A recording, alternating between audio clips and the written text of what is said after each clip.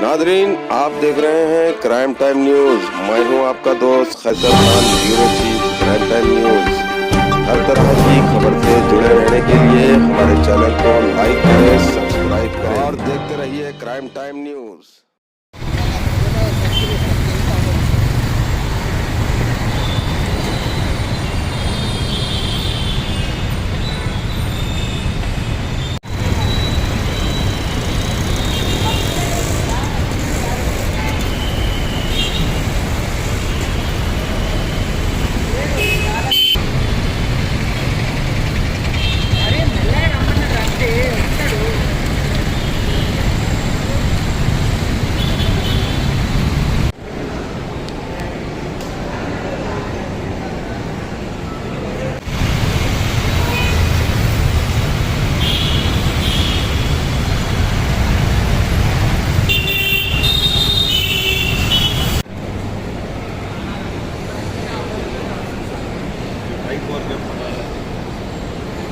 విమానంలో air life pub దగ్గర ఒక చిన్న గొడవ జరిగిందని మనకు కంప్లైంట్ రావడం జరిగింది ఈరోజు మార్నింగ్.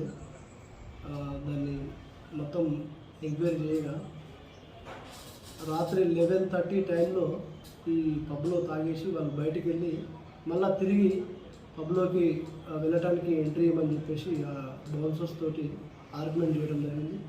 అదే సమయంలో వీళ్ళు అతనికి ఏదో డబ్బులు ఇచ్చి వెళ్తాము అది అని చెప్పేసి డబ్బులు తీశారు.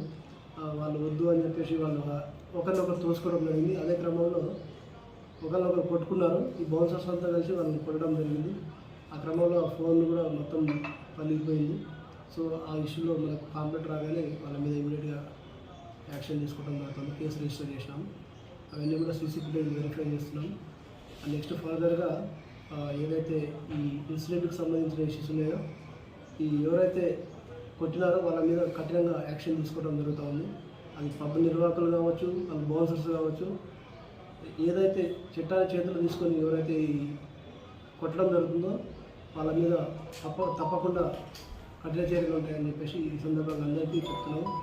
ఈ ప్రెస్ బాక్స్ వాళ్ళకు కూడా నేను చెప్పేది ఏంటంటే ఎవరైతే ఈ బౌన్సర్స్ ఉంటారో అక్కడ ఇష్యూ జరిగినప్పుడు ఏదైనా ఉంటే దాన్ని సంధానించి పంపించాల్సిందిగా చెప్తున్నాం. ఎవరైనా చేసుకొని వాళ్ళని కొట్టడం కానీ చేస్తే మాత్రం వాళ్ళ మీద కూడా కఠినమైన చర్యలు ఉంటాయని చెప్పేసి మిమ్మల్ని తెలియజేయడం. 324 అండ్ డ్యామేజ్ అయింది కాబట్టి 427 అండ్ 34. పబ్ నిర్వాహకుల మీద పెట్టారా, బౌన్సర్స్ మీద పెట్టారు కేసు? ఈ నిర్వాహకుల మీదనే, అంటే పబ్ బౌన్సర్స్ మీద ఎవరైతే కొట్టడం జరిగిందో అది బౌన్సర్స్ కావచ్చు, అది నిర్వాహకులు కావచ్చు, అది ఎవరనేది ఫర్దర్గా వెరిఫై చేస్తాము. మనకు అన్ని సీసీ ఫుటేజ్ కూడా ఉంది కాబట్టి ఎవరైతే చేసుకున్నారో వాళ్ళ మీద కంపల్సరీగా కేసు రిజిస్టర్ అవుతుంది.